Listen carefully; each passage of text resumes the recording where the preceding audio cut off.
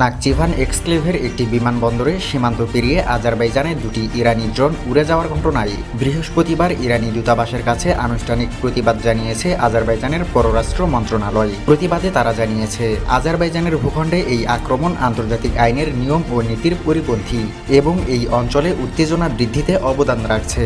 আমরা দাবি করছি, ইসলামী প্রজাতন্ত্র ইরান যত তাড়াতাড়ি সম্ভব বিষয়টি স্পষ্ট করবে, একটি ব্যাখ্যা প্রদান করবে এবং ভবিষ্যতে এই ধরনের ঘটনার পুনরাবৃত্তি রোধে প্রয়োজনীয় জরুরি ব্যবস্থা গ্রহণ করবে। আজারবাইজানে নিযুক্ত ইরানের রাষ্ট্রদূতকে আনুষ্ঠানিক প্রতিবাদের নোট গ্রহণের জন্য পররাষ্ট্র মন্ত্রণালয়ে তলব করা হয়েছে। বিবৃতিতে বলা হয়েছে, আজারবাইজান তেহরানের বিরুদ্ধে যথাযথ প্রতিক্রিয়া ব্যবস্থা গ্রহণের অধিকার সংরক্ষণ করে। আজারবাইজানের মন্ত্রণালয় জানিয়েছে, একটি ড্রোন ইরান সীমান্তের প্রায় 10 কিলোমিটার দূরে অবস্থিত নাকচিভান আন্তর্জাতিক বিমানবন্দরের টার্মিনাল ভবনে পড়ে এবং আরেকটি ড্রোন নিকটবর্তী একটি গ্রামের একটি স্কুলে ভবনের কাছে পড়ে।